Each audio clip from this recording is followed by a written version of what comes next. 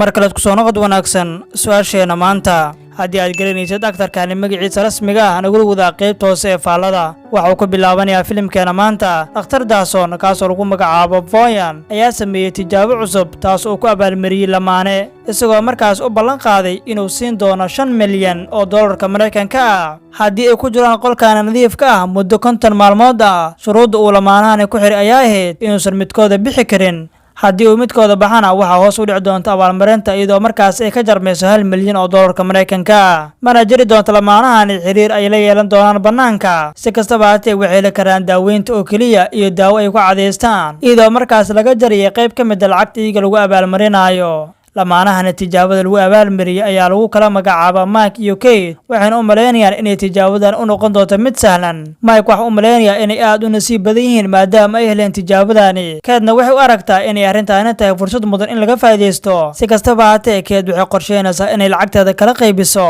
waxa uu qorsheheedu yahay inay lacagteeda maalgeliso halka Mike uu maleynayo inay midaas tahay mid caajis ah waxa uu u arkaa inay arrintaas mustaqbalkooda mugdi geli doonto ma jecel inaan filimka ka dhaxgalo balse haddii aadan weli muuqaalka noo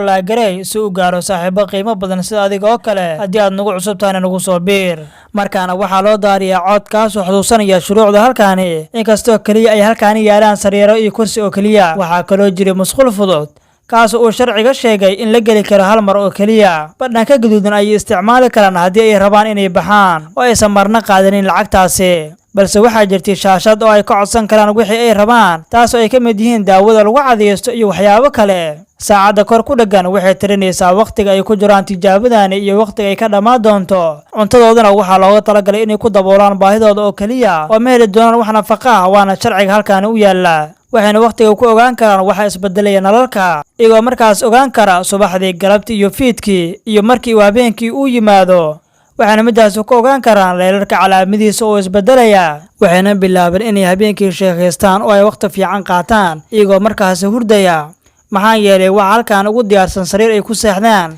intaas kadib markii subaxdii la gaaray Kate waa ay soo kacday iyadoo markaas soo gashay musqusha waxayna isku fiirinaysaa muraayada kadibna waa ay soo baxaysaa iyadoo markaas qabaysanaysaa markii ay qabaysatay kadib waxa uu imaanaya saaxiibkeeda isagoo markaas ka dafay shukumaanka ay haysatay kadibna waa kuwana iyagoo markaas sheekaysanaya waxa uuna markaani Mike leeyahay waxaan la yaabanahay sababta uu doctorkani u sameeyay tijaabadani balse markaani saaxiibtiis ayaa ku dhahaysa waxaan u maleynayaa tijaabadani wuxuu u sameeyay inuu bilaadamka ku tijaabiyo oo kaliya kadibna waa tan Kate iyadoo markaas yooga ciyaaraysa intaas kadib waxay sii wataan sheekadii iyagoo markaas fiirinaya saacada halka markaana ay Kate ku leedahay waqtiga aan halkaan ku jiri doono ma ahan waqti dhow maxaa yeelay waxa noo haray waqti badan waxayna halkaan ku jiri doonaan waqti dhan 50 maalmood inkastoo waqtiga uu yahay mid saad u dheer waxay waqtiga ku dhameynayaan inay ciyaaraan oo ay halkaas ku baashaalaan intaas kadib sida u ciyaariyeen waxa markaan loo soo bandhigayaa dharkii ay xiran lahaayeen waxayna markaan xiranayaan dharkii iyagoo markaas ku fadhiya sariirahooda intaas kadib uu soo kacayaa ninkii Mike wax uu halkaas ku arkay cayayaan wax uu soo qaaday cayayaankii isagoo markaas tusaya saaxiibtiisa wax uu saaxiibtiisa ku leeyahay waana badbaadinaa cayayaankani oo aan riixnaa badhanka waxaana markaas laga daawanayaa kaamira halkaas ku dhagneed inkastoo Mike uu doonayo inuu badhan ka riixo si uu cayayaankan u badbaadiyo balse saaxiibtiisa ma ogola inuu badhankaasi riixo maxaa yeelay haddii ay riixaan waxay gali doonaan khasaaro badan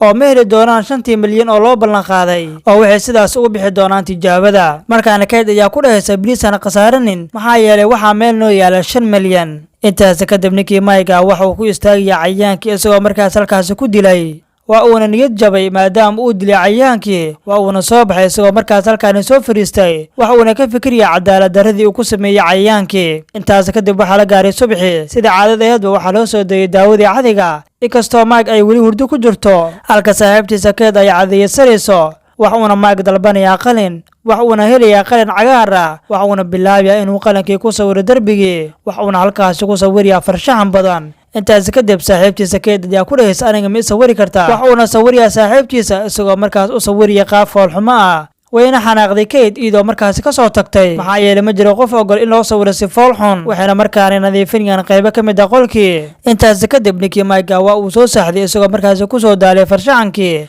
waxayna bilowday inay u sheekayso saaxiibtiisa waxayna ku leedahay maxaa dhacay miyaad hilmaantay farshaxankii maxaa yeelay wuxuu sawiray iyadoo fool xun intaas kadib Kate waxay soo gashay musqusha waxayna halkaasi ku aragtay biskoolad dalkaasi taalla. aad ayayna ula yaabtay iyadoo u yeertay saaxiibkeeda, waxayna soo qaadeen biskooladii iyagoo markaasi ku tuuray sariirta hoosteeda. intaasi kadib maalintii xigtay ninkii Mike waxaa lagu abaalmariyey inuu la hadlo walaashiisa, wax uuna la hadlayaa walaashiisa iyadoo markaas u sheegaysa familka sida uu yahay, waxayna u sheegaysaa inuu qoyskeeda sidii uu isaga ku ogaa. markaana ninkii Mike aad ay u farxayaa maadaama uu la hadlay walaashiisa. markaana Kate waa ay murugaysan tahay. intaasi kadib Kate waxay la hadlaysaa aabaheeda. Kate wuxuu aabaheeda u sheegay inuu ku dhacay cudur kansarka oona dhawaan dhiman doono. markaana Kate aad ay u naxday iyadoo markaas soo carartay, waxayna fariisatay halkaan iyadoo markaas ooynaysa. waxaana u yimid saaxiibkeeda isagoo markaas u qalbi qaboojinaya. markaana waa ay soo baxeen iyagoo markaas soo jiiftay, maxaa yeelay waxay dareemayaan daal. inkastoo markaana Kate ay niyad jabsan tahay maadaama aabaheed ay ka heshay akhbaar xun. waxaan u yimid saaxiibkeeda isagoo markaas ku dhahaya wax walba way hagaagayaan, niyadda khayr u sheeg. markaana waa kana ninkii Mike wax una fiirinayaa saacadda, inkastoo saacadda aysan weli ahayn mid dhow, inkastoo ay saaxiibtiisa jiifto. markaana wax uu galiyaa musqusha isagoo markaas soo qabaysanaya, wax uuna ku soo laabanayaa farshaxankiisa isagoo markaas bilaab inuu wax sawiro. wax uuna fiirinayaa dharkii uu watay noocu uu yahay. waxa uuna u yimid saaxiibtiisa isagoo markaas u sheekeynaya, waxa uuna u sheegayaa dharka uu wato noocu uu yahay. intaas kadib ninkii Mike wax uu la jeeftay saaxiibtiisa isagoo markaas la qaybsanaya murugada iyada haysa. wax yar kadib waxaa lagu daaray leer cadaan ah, waa ayna soo fariisteen iyagoo markaas sheekaysanaya, inkastoo saaxiibtiisa ay weli la dhibaataysan tahay murugtii haysay. markaana waa kana ninkii Mike isagoo markaana dhulka jiifa, waxaana u timid saaxiibtiisa, waxayna ku tiri maxaad halkaana la jeeftaa. wax uuna ku yidhi biniaadamku wuxuu u baahan yahay wax uu ku mashquulo. midaasi awgeed ninkii Mike wax uu furaya albaabka, wax uuna halkaasi kula kulmaya haweeney qawneed taasoo lagu magacaabo Simon. waxayna haweeneydii soo gashay qolkooda, inkastoo aysan waxba ka ogeyn mashruucan halkaani ka socda. kaliya naagtani waa tiish lacag ku qaadanaysa inay dadkani soo kormeerto. markii ay naagtii u timid waxay u sheegaysaa inay la joogi doonto 24 saacadood, halka Kate aysan jecleen inay naagtani joogto. Simon waxay fiirinaysaa farshaxankii uu sawiray Mike iyadoo markaas la yaabaysa qaabka uu wax u sawiray. markaana waxaa la gaaray habeenkii iyagoo markaana noqday 3 qofood, inkastoo meeshaani wax aan la iska qarsan karin. waxaa laga yaabaa inuu qofka ku arko adigoo qaawan. markaana waxay hal mar wada hugsadeen goy iyagoo markaas wada saaxday. waxaana markaana la gaaray subaxii. markaana Kate waxay dareemaysaa murugo badan maadaama markaana lala qaybsanayo saaxiibkeeda. isla markiiba Kate waxay go'aansatay inay qaadato daawo, waxayna heshay sanduuq yar kaasoo ay ku jiraan 3 nanac oo madadaalo ah. Kate isla markiiba waxay qaadatay mid ka mid ah nanaci, waxayna midkii kala siinaysaa saaxiibkeeda. intaas kadib waxay bilaabeen inay ciyaaraan iyagoo markaas isweedaarsanaya shumis iyo waxyaabo badan. intaas kadib ninkii Mike wax u arkaya riyo xun isagoo markaas biyo ku dhex dabaalanaya, halkaasoo uu ku arkaya dhiig tiro badan. markaana Kate waxay isku dayaysaa inay qaboojiso saaxiibkeeda iyadoo markaas seexisay oona ku dhayaysa isdaji. markaana ninkii Mike waa uu jiifaa, waxayna bilaabeen Kate iyo naagtii cusbeed inay sheekaystaan iyadoo markaas Kate u sheegaysa inuu ninkaani yahay saaxiibkeeda, maxaa yeelay waxay soo wada joogeen waqti badan, waxayna halkaani u soo galeen inay lacagtaasi helaan. sheeko dheer kadib waxaa soo kacay saaxiibkeeda iyagoo markaas sii wata sheekadoodii. waxaana markaana u yimid ninkii Mike iyagoo markaas sheekaysanaya. Mike markaana waxa uu sheeko la qaadanaya saaxiibtiisa. intaas kadib labadii gabdhood Mike waxa uu ka soo baxaya dhexdooda, waa uuna soo jiifanaya isagoo markaas iska saaxanaya. markaana saaxiibtiisa Kate waxay darbiga ku arkaysaa qoraallo lagu qoray, waxayna la yaabaysaa qoraalladii, waxayna ka kicinaysaa saaxiibkeeda. waxayna ku tiri ma arkaysid miya qoraalkaani, balse isaga midaasi ma arko maxaa yeelay waxaa ka muuqato murugo fara badan. intaas kadib waa ay dabagedinaysaa iyadoo markaas ku dhahaysaa maxaa kugu dhacay oo kaa qaldan adiga oo maxaad sidaan isugu bedeshay. markaana waxay ka naxaysaa qaabka ay saaxiibkeeda u dabagedisay,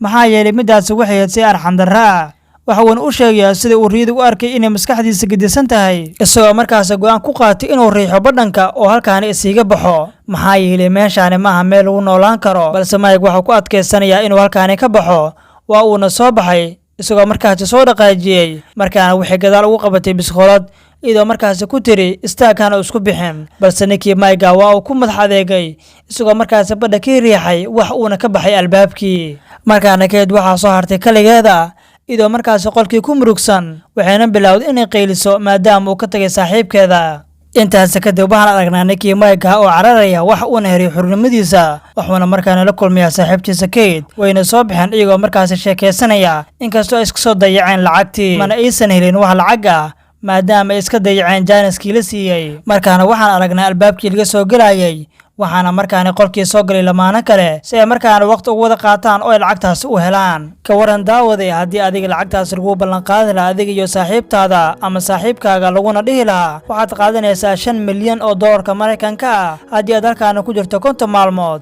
ka waran siduu xaalkaaga noqon lahaa oo ma dhammaysan lahayd oo ma qaadan lahayd lacagtaasi mise waad iska dayici lahayd jaaniskaasi sida lamaanahani oo kale. filimkiina halkaas ayuu ku dhammaaday waxaana lagu magacaabaa filimkani The Immaculate Room isagoo markaasi soo baxay sanadani aan hadda ku jirno 2022. maanta muuqaalkeena waxa waa mid aad u xiiso badan intaan muuqaalkani mid ka xiiso badan kulmi doono sidaas iyo nabadiino.